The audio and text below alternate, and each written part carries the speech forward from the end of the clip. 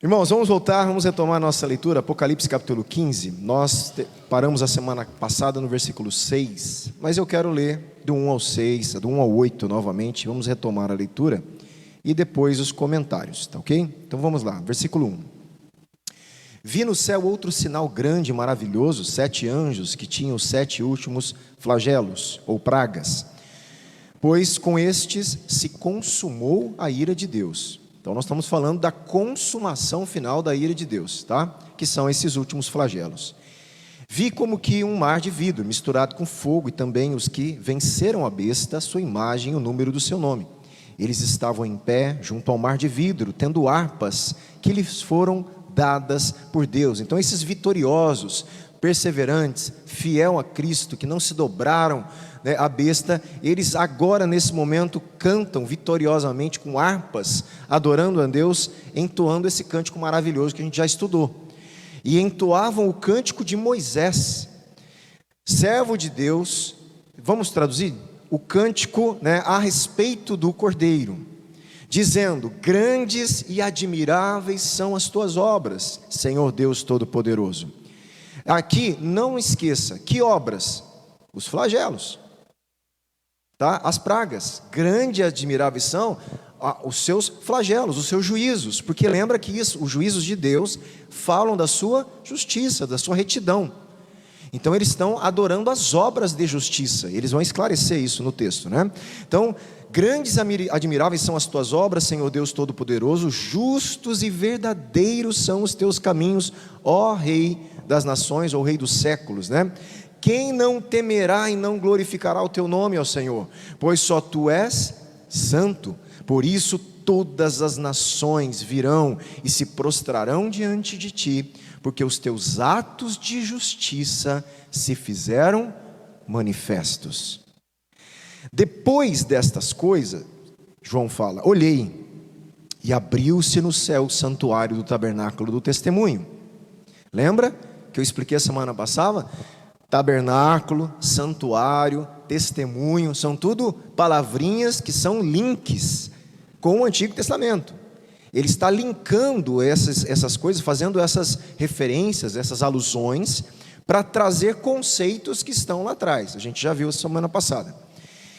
E, versículo 6, e os 7 anjos que tinham os 7 flagelos, saíram do santuário vestidos de linho puro e resplandecente, e cingidos à altura do peito com cintos de ouro.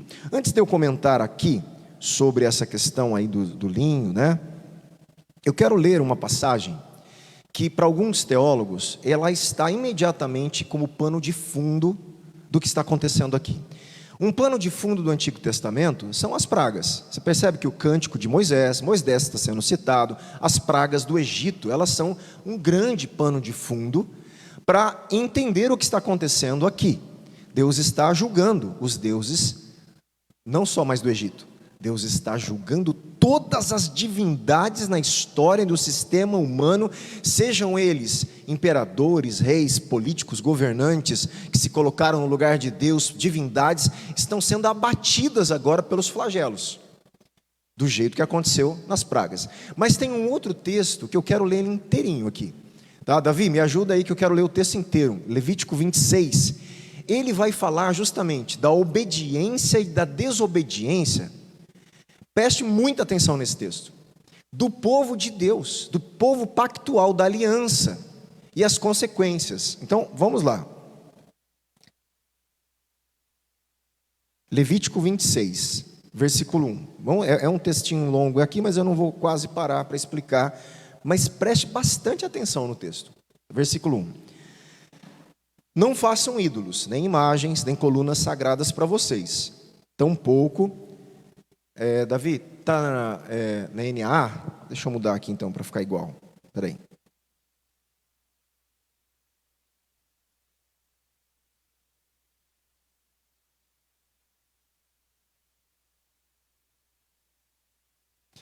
Não façam ídolos para vocês, nem levantem imagens de escultura, nem coluna, nem ponham pedra com figuras esculpidas na terra de vocês, para se inclinarem diante dela, porque eu sou o Senhor, o Deus de vocês.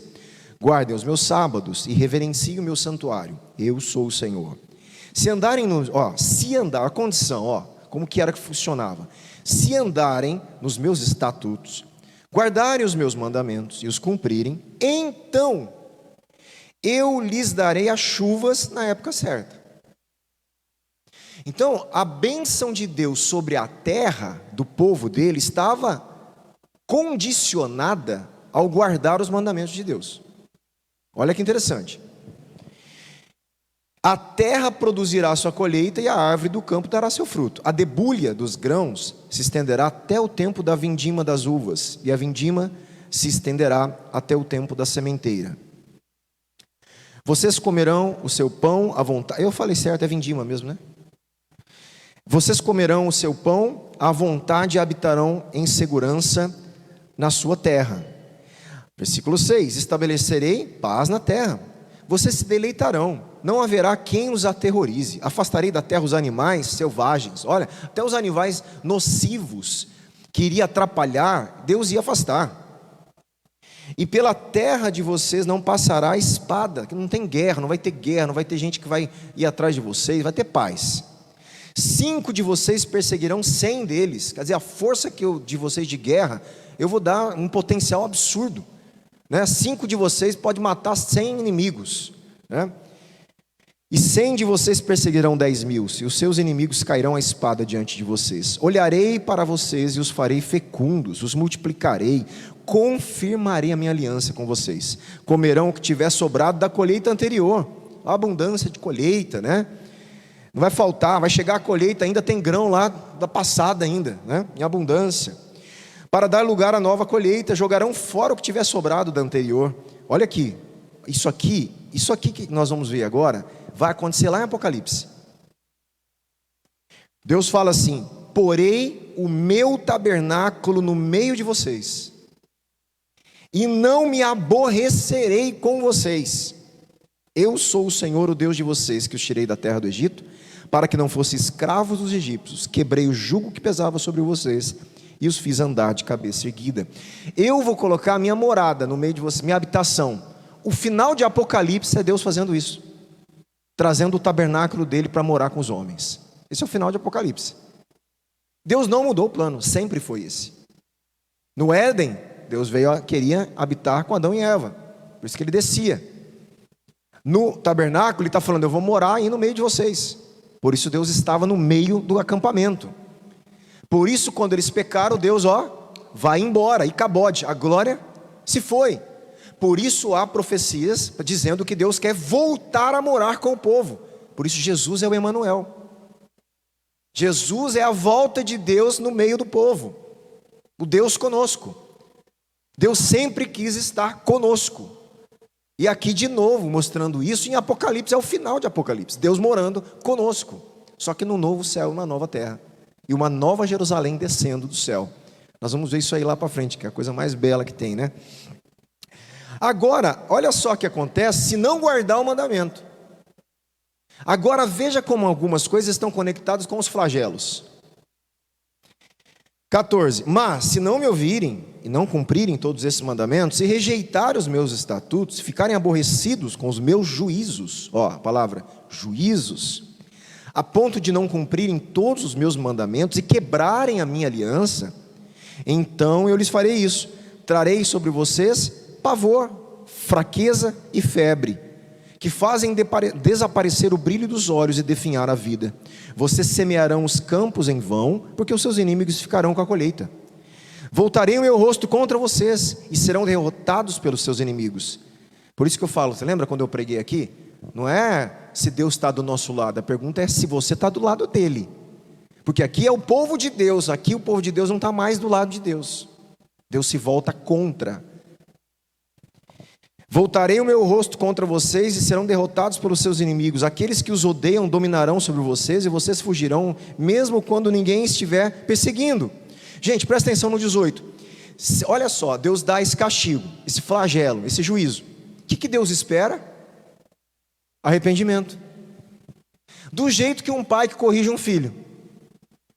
Só que aí o filho, se ele se endurece e é mais rígido, mais obstinado, A disciplina, às vezes, ela se intensifica.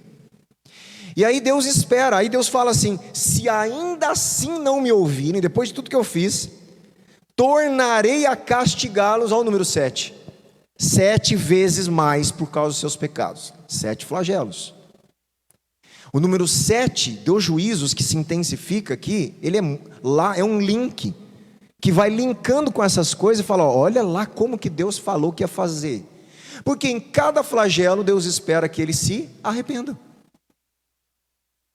Em cada selo e cada trombeta, Deus esperava que os habitantes da terra se arrependessem. E ao não se arrepender, Deus aumentava o juízo.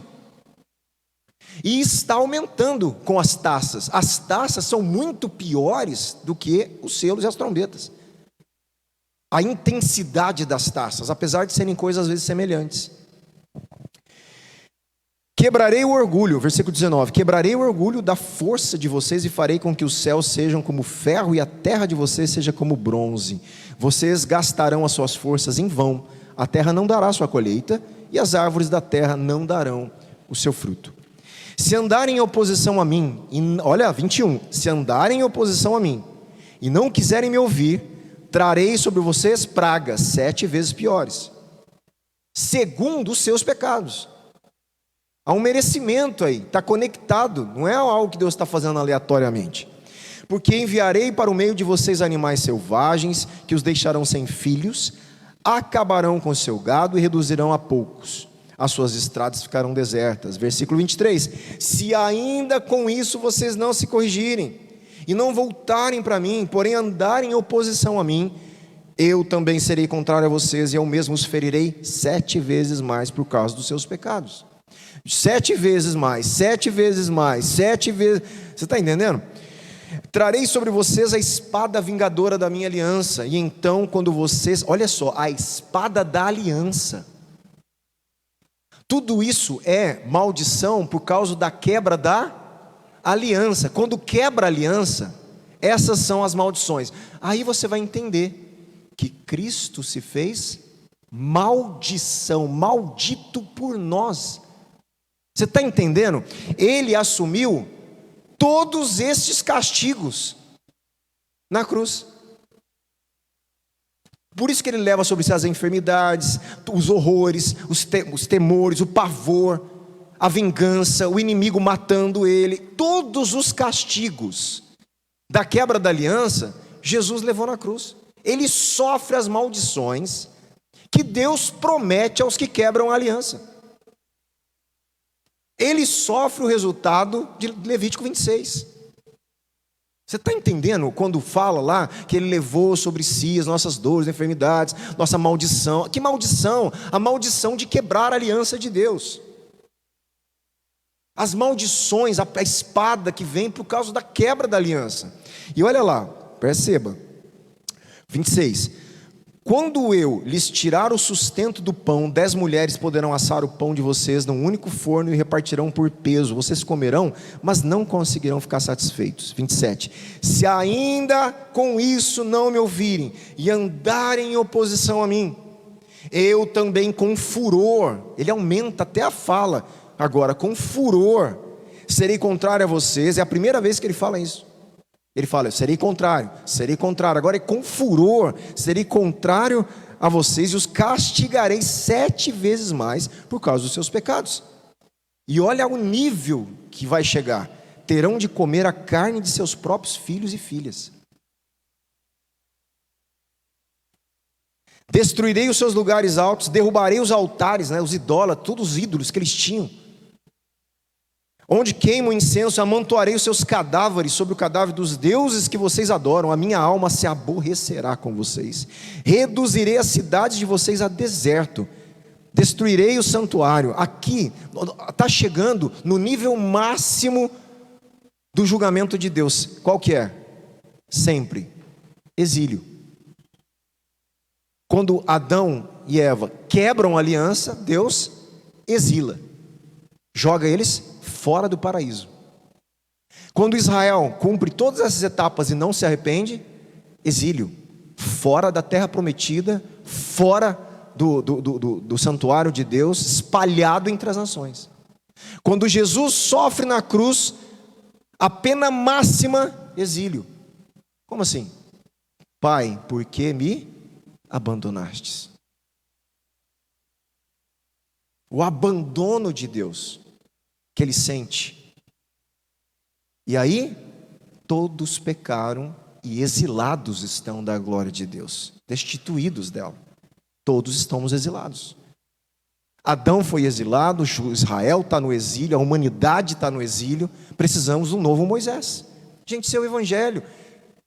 Você está entendendo como as coisas se conectam?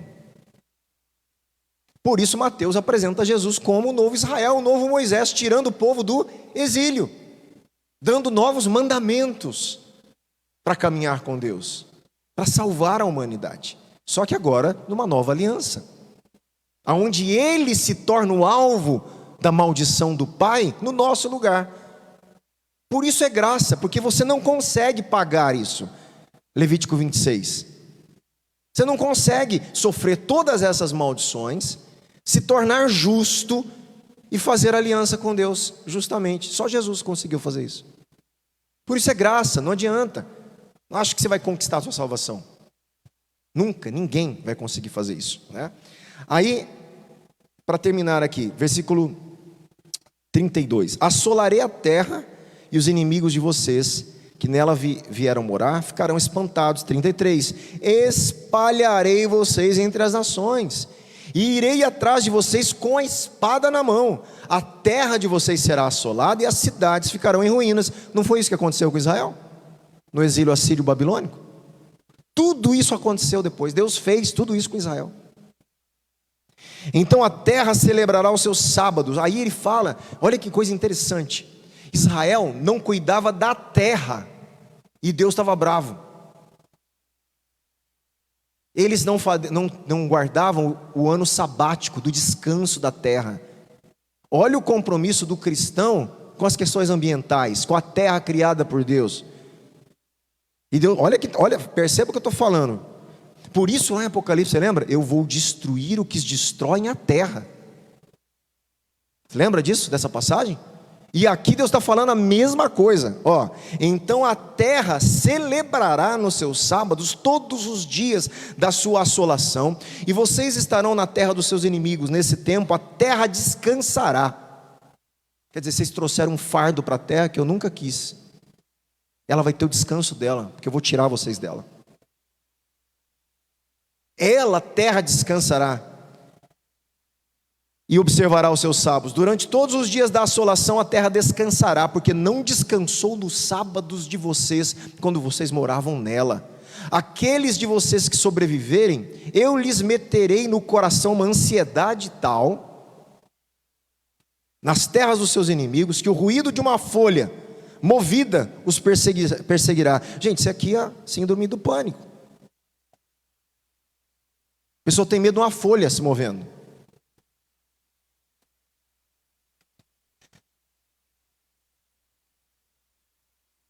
E cairão, versículo 37, cairão uns sobre os outros como diante da espada, sem ninguém os perseguir, vocês não conseguirão se levantar diante dos seus inimigos. Vocês perecerão entre as nações e a terra dos seus inimigos os consumirá. Aqueles de vocês que sobreviverem serão consumidos pela sua iniquidade nas terras dos inimigos de vocês, e pela iniquidade de seus pais, com eles serão consumidos. Agora versículo 14, mas Deus é a graça e a misericórdia sempre, mas se eles confessarem a sua iniquidade e a iniquidade de seus pais, na infidelidade que cometeram contra mim, e se confessarem que andaram em oposição a mim, fazendo com que também eu fosse contrário a eles, e o fizesse entrar na terra dos seus inimigos, se o coração incircunciso que eles têm se humilhar, e aceitarem o castigo da sua iniquidade, então me lembrarei da minha aliança,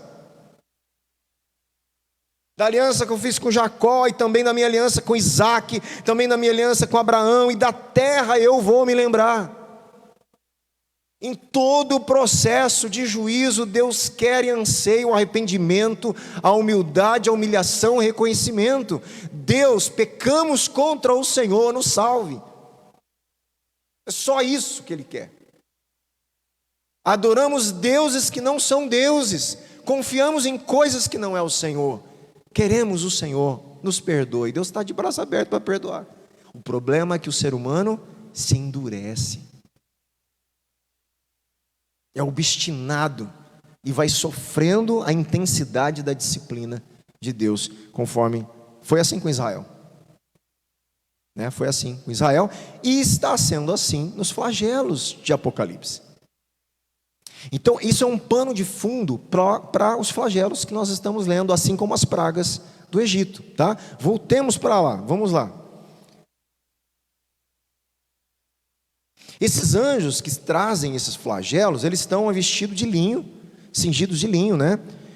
Aqui não vou me deter tanto, nós já sabemos que o linho puro, ele está representando pureza, glória, vitória, honra, né? Eles estão vestidos da glória, da pureza, da vitória, né? E além disso, tinham ali uma faixa de ouro no peito, significando, na época, essa faixa de ouro, ela significava realeza, né? Ou uma condição elevada de alguém. Então esses anjos estão ali carregando glória, honra, realeza. Eles representam, obviamente, a Deus nessa situação, com toda essa metáfora aí que está acontecendo, né?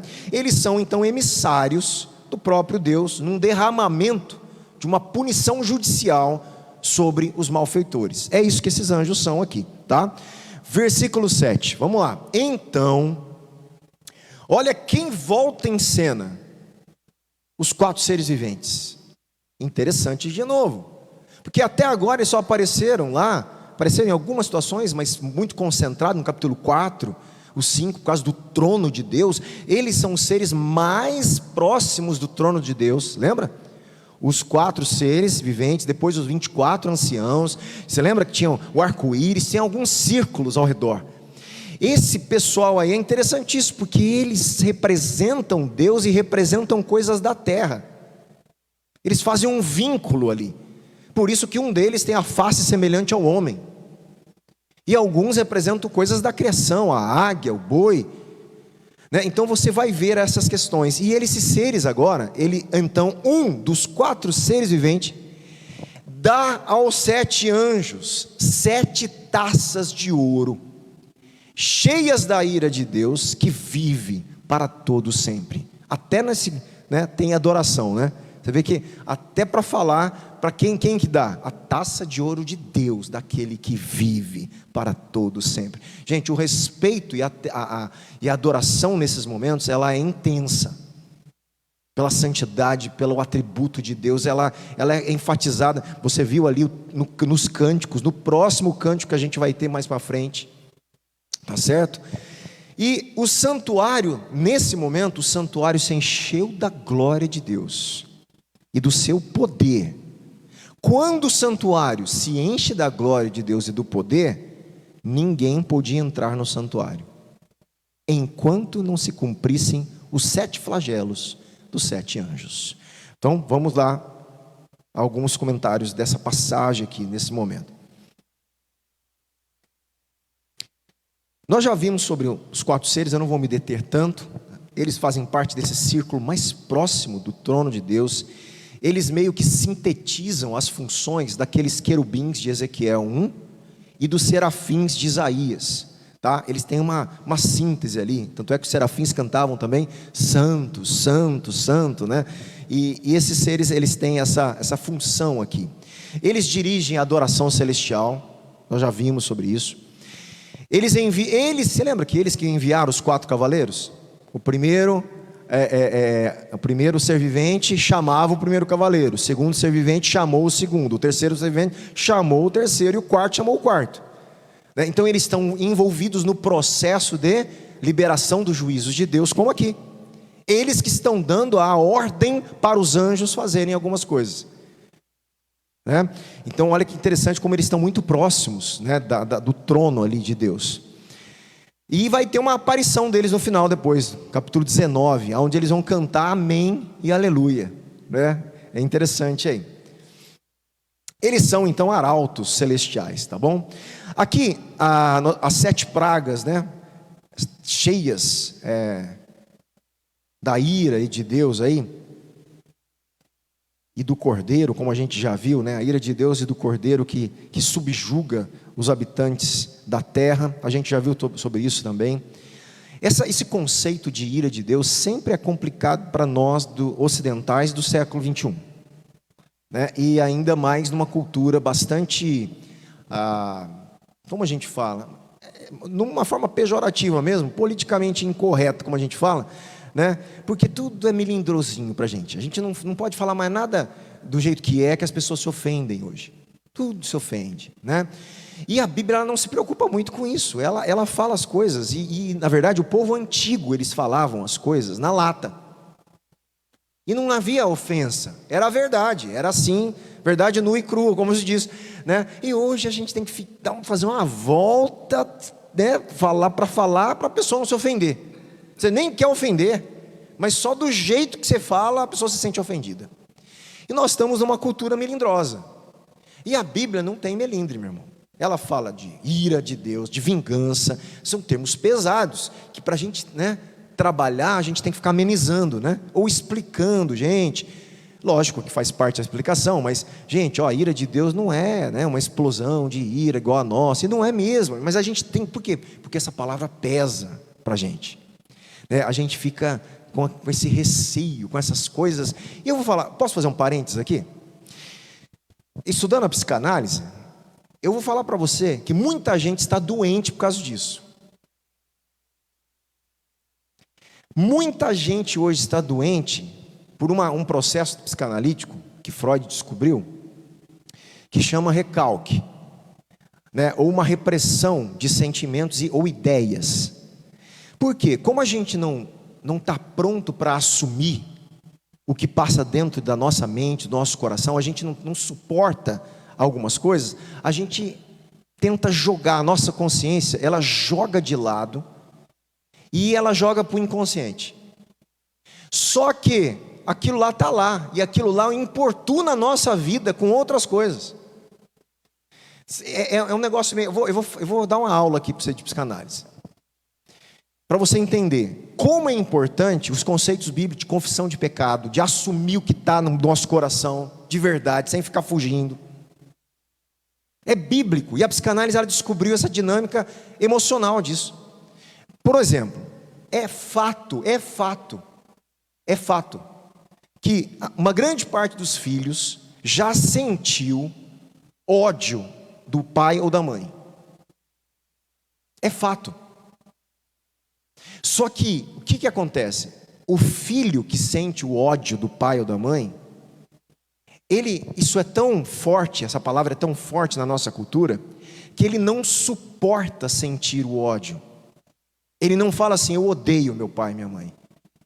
Eu odeio, Deus me perdoe porque eu estou odiando. Se eu pudesse eu matava.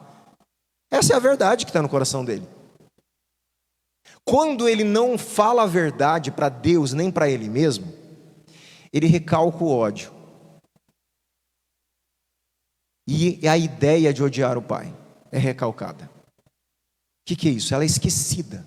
Ele luta contra aquilo e ele fala, não, eu amo meu pai, eu amo minha mãe. Ele tenta falar o contrário daquilo que existe lá dentro, porque ele também ama o pai e a mãe.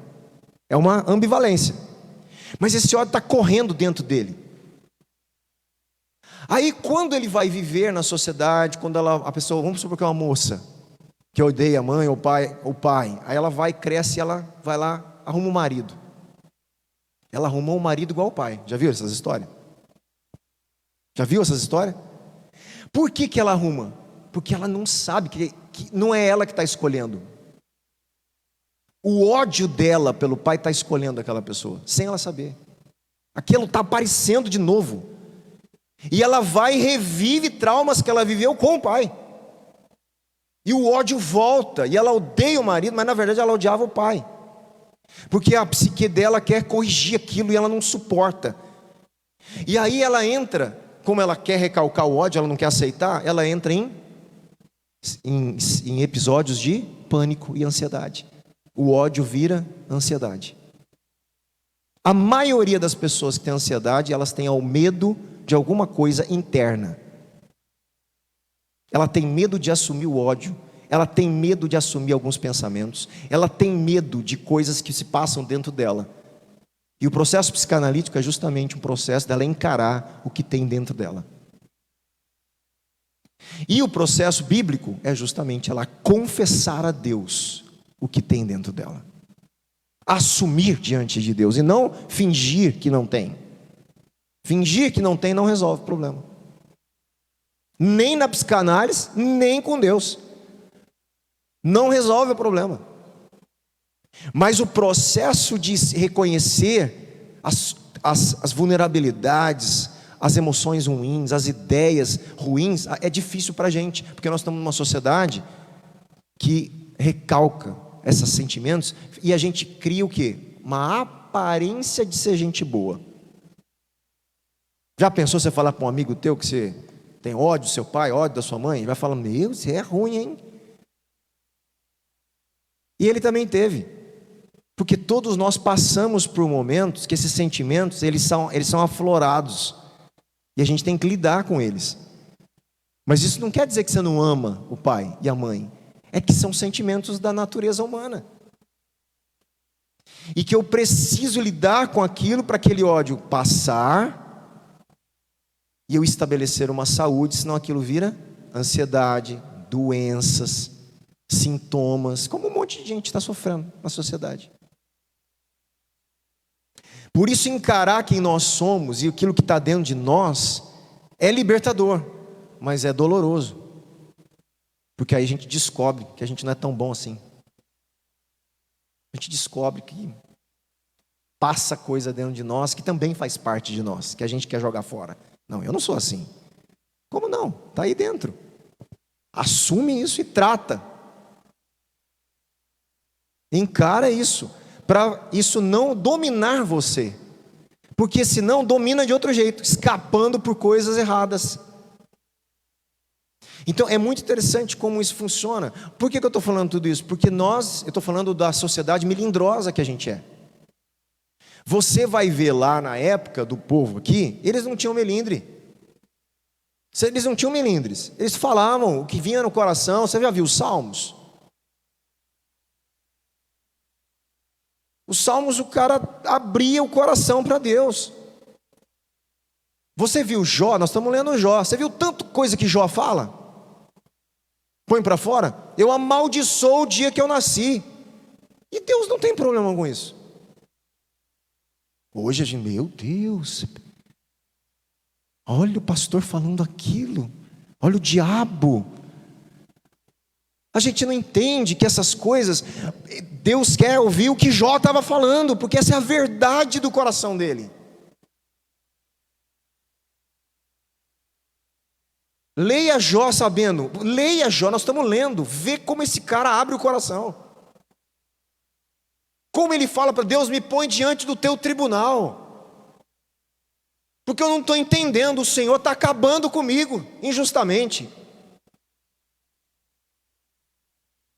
Mas o Senhor pode, porque o Senhor, ele começa... Gente, é um desabafo da alma desse homem, que ele não fica assim, nossa, eu não vou falar, né? Porque eu vou ofender Deus, vou ofender meus amigos. Não tem melindre, tem verdade.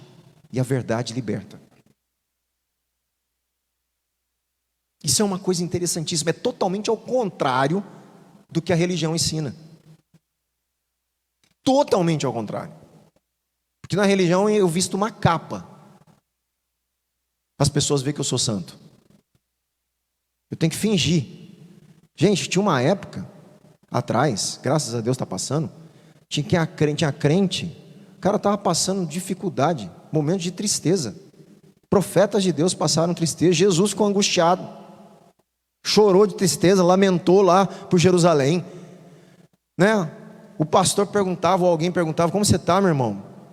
Não, eu estou ótimo, graças a Deus. O cara estava mó, né, deprimido, mas não podia falar, porque se ele mostra que é fraco, ou estava em pecado. Gente, a religião destrói o ser humano, destrói.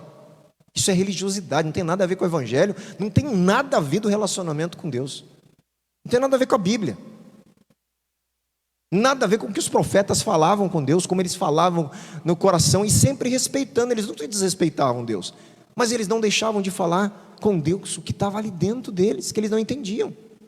Ué, os mártires, não é? Na base do altar, no céu, questionando Deus: Deus, até quando que o Senhor vai suportar isso aqui? Você acha que Deus está ofendido? Deus está feliz porque eles estão clamando justiça. Deus não fica, olha, o que eles estão fazendo depois de tudo que eu fiz, né?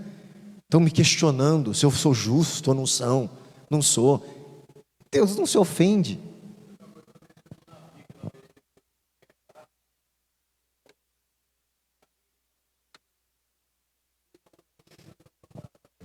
Exatamente, os guerreiros de Davi falaram assim: Davi, podemos matar o cara ali? Eles queriam matar.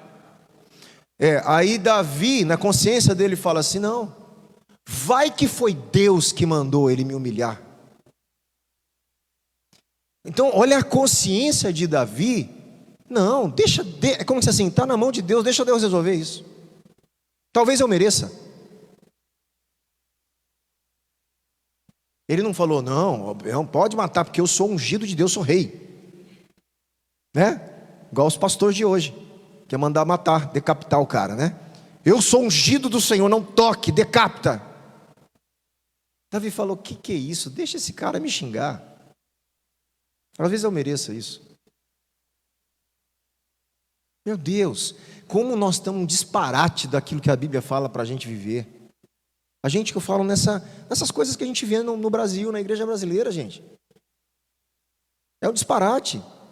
Olha o caráter de Davi aí, o caráter de Jesus, o caráter de Estevão, morrendo, sendo apedrejado e falando: Pai, não impute a eles o pecado, não sabe o que eles estão fazendo. Vendo a glória de Deus. Então essas coisas que eu falo, né, a Bíblia, gente, é por isso que não tem como, não tem como. Por isso que está aqui na terça-feira estudando, ou no domingo, estudando a Bíblia, essas coisas você vai aprendendo, não é com o tempo, é com a vida, é no dia a dia, é literalmente na perseverança dos anos. E você percebe que às vezes algumas coisas eu repito, mas você percebe que você começa a entender de uma forma diferente, cada vez que eu repito, parece que fica, agora eu entendi, não entendia lá, mas agora eu estou entendendo. As coisas vão aos poucos se esclarecendo. Por isso perseverar, ouvir de novo, entender, estudar de novo. Chega uma hora que você fala: caiu a ficha, agora eu entendi. E esse é o processo, né? Então, nós vimos sobre a eternidade de Deus. Finalmente o próprio juízo de Deus é eterno. Estamos vendo a fumaça da glória de Deus. Fumaça é outra palavrinha que é um hiperlink. Fumaça. Vai lá para o Antigo Testamento ver um monte de lugar que a glória de Deus se manifestou como fumaça, né? Então nós temos aqui a fumaça que vem da glória e do poder de Deus, né? A fumaça simbolizava a presença aterradora de Deus, como ocorreu na fumaça lá no Monte Sinai e em outras situações, que a Shekinah, né? A chamada Shekinah depois na tradição judaica, foi chamada a Shekinah, essa manifestação dessa glória presente, foi chamada de Shekinah. Inclusive, para quem não sabe, essa palavra nem existe na Bíblia. Vocês sabiam disso? Né? Não tem Shekinah na Bíblia. Isso aí foi uma tradição, depois que foi desenvolvida, em cima das manifestações da glória de Deus, que os judeus chamavam Shekinah, que era a glória manifesta de Deus. Aí entrou os cristãos falam como se fosse um conceito bíblico, né? Mas não é a palavra, não tá lá, tá certo? Mas tem esse conceito de uma nuvem, de uma glória manifesta de Deus, que é o que está acontecendo aqui, né? A centralidade da glória divina é vista aqui, né? Como a gente está vendo. Por quê? Porque só Ele pode estar no templo. Está mostrando que só Ele tem o poder e ninguém suporta a fumaça da glória dele. Ninguém podia entrar no templo até os flagelos se concluírem. Olha que interessante, tá? E isso também remete a outras situações lá no Antigo Testamento. Moisés não podia entrar na tenda numa situação por causa da presença de Deus, em Êxodo. Em 1 Reis, os sacerdotes não conseguiram permanecer em pé para ministrar. Gente, está tudo lá na história. E de repente o templo, o santuário celestial, a glória de Deus se encheu aquele lugar de tal forma que ninguém podia entrar lá. A centralidade do poder e da glória era tão grande, e daquilo que iria fazer, que ninguém foi autorizado a estar no templo com ele, até que essas coisas se concluíssem, tá? Então, muito forte aí, toda essa majestade de Deus aí, tá bom? Aí, para a gente encerrar esse pedacinho por hoje, eu quero rapidamente fazer uma contextualização, um resumo total aqui, e a semana que vem, o capítulo 16, a gente dá início, tá bom? Mas preste atenção na leitura aqui. A ideia de juízo para nós é, na melhor das hipóteses, um pensamento sombrio e triste, que é o que eu estou falando, né? Essa coisa aí na nossa cabeça. Mas a perspectiva de Apocalipse é diferente. No mundo visionário desse livro, o juízo implica justiça de Deus e vindicação dos santos. Então, em Apocalipse, justiça é para se alegrar. Os juízos de Deus são para ser cantados, celebrados, porque Ele está vingando o sangue dos santos, que estão orando por isso. Então é diferente, né? Na oração do Pai Nosso, dois assuntos importantes estão entrelaçados: santificado seja o teu nome, e venha a nós o teu reino. O nome de Deus é santificado quando o reino dele vem. Essas duas ideias estão conectadas também. Olha que interessante, tem uma antiga oração judaica chamada Kadish. Olha como que era a oração judaica: exaltado e santificado seja o seu grande nome no mundo, que o seu reino governe. Parece o Pai Nosso. Acreditava-se que o nome de Deus só seria santificado quando o seu reino chegasse. Então, a santidade do nome de Deus, esse processo de santificar o nome de Deus, ele só vai ser completado de forma plena quando os juízos de Deus forem totalmente satisfeitos e o reino de Deus se implementar. Então, a oração do Pai Nosso, ela é atendida lá em Apocalipse também. Venha a nós o seu reino. Seja feita a tua vontade, na terra como no céu. Quando acontece isso? Quando ele vem habitar no nosso meio. Quando o novo céu e a nova terra tem uma fusão do céu com a terra. A oração do Pai Nosso é plenamente respondida na escatologia final. Portanto, a aparição dos anjos com as 7 últimas pragas é essencial, pois, como em Apocalipse 15 afirma, a ira de Deus é consumada, completada aqui. E nesse evento a glória de Deus também será completa.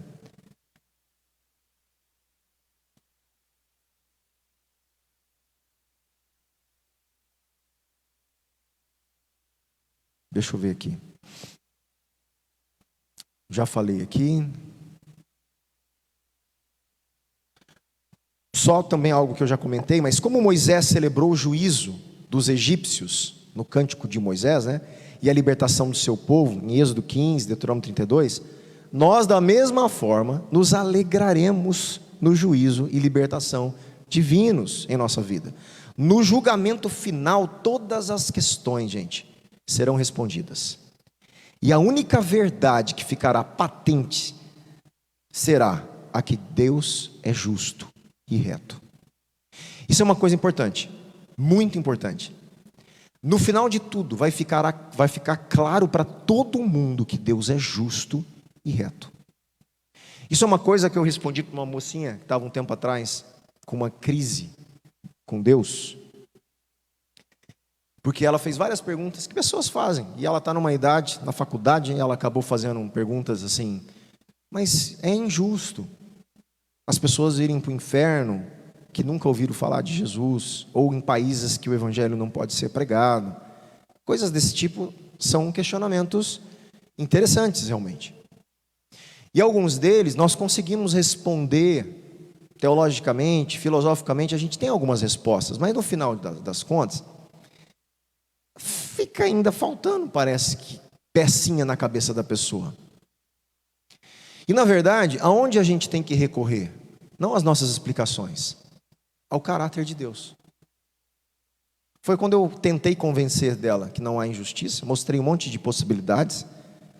Ela me entendeu, mas no final eu falei: olha, o negócio é o seguinte, Deus é justo, não haverá injustiça. Deus não vai condenar ninguém injustamente. E no final de tudo, nós vamos olhar e falar: não haveria forma melhor de ser justo diante dessa situação. E nós vamos cantar a justiça de Deus. Essa é a verdade.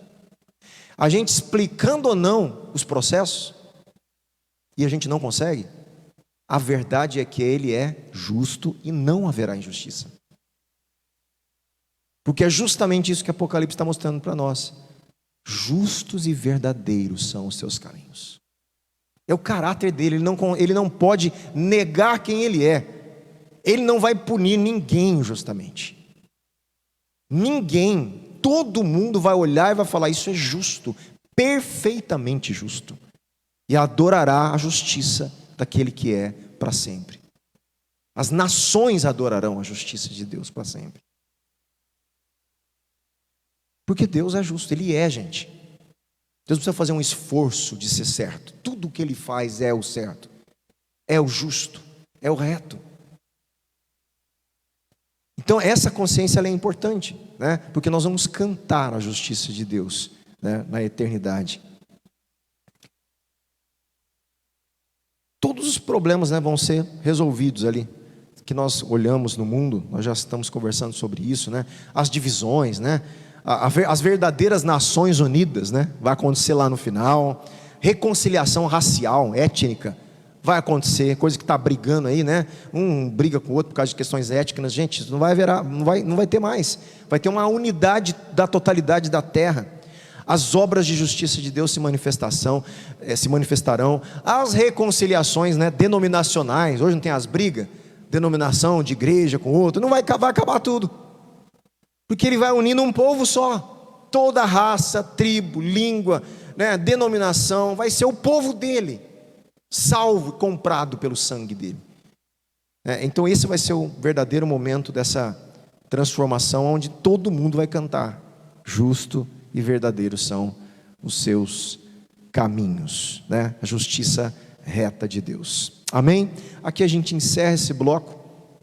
E a semana que vem, capítulo 16, a gente vai ver o desenvolvimento desses últimos 7 juízos, as 7 taças finais que vão ser lançadas ali pelos anjos. Tá bom? É isso. Vamos orar?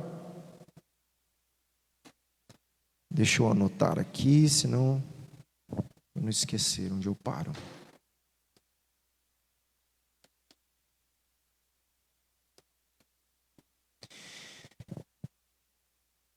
Eu não quis entrar aqui, mas deixa eu botar uma pulga atrás da orelha de vocês.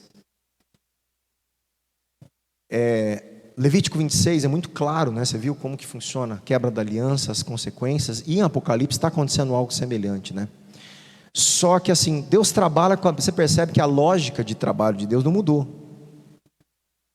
Ela muda para aqueles que estão em Cristo. Para aqueles que estão em Cristo, a lógica muda. Por quê? Porque Levítico 26 não se aplica mais a nós. Por isso que nós somos selados lá, para não receber os flagelos de Deus. Porque aqueles flagelos são flagelos de maldição da quebra da aliança, da humanidade com Deus. E nós, a igreja, estamos sendo selados para não sofrer os flagelos da maldição. Por quê? Porque Jesus sofreu por nós. Porque o Cordeiro já sofreu no nosso lugar. Porque nós estamos guardados nele. Então não é que Deus mudou. Deus não mudou. Não mudou nada do Antigo Testamento para o Novo. O que mudou foi que nós estamos escondidos no Cristo, que sofreu tudo do Antigo Testamento no nosso lugar. Então é para aqueles que estão em Cristo e têm fé nele que são salvos da ira de Deus e reconciliados com o Pai. E aí então a lógica não funciona mais, só vai funcionar para os habitantes da terra que seguiram a besta, seguiram os profetas, quebrando a aliança com Deus, os flagelos e a intensidade das pragas que virão, dando oportunidade para o arrependimento. E alguns, a Bíblia diz que glorificarão a Deus. Haverá algumas conversões. né? Então olha que interessante, né? Como que funciona essa questão toda aí, tá bom? Vamos orar.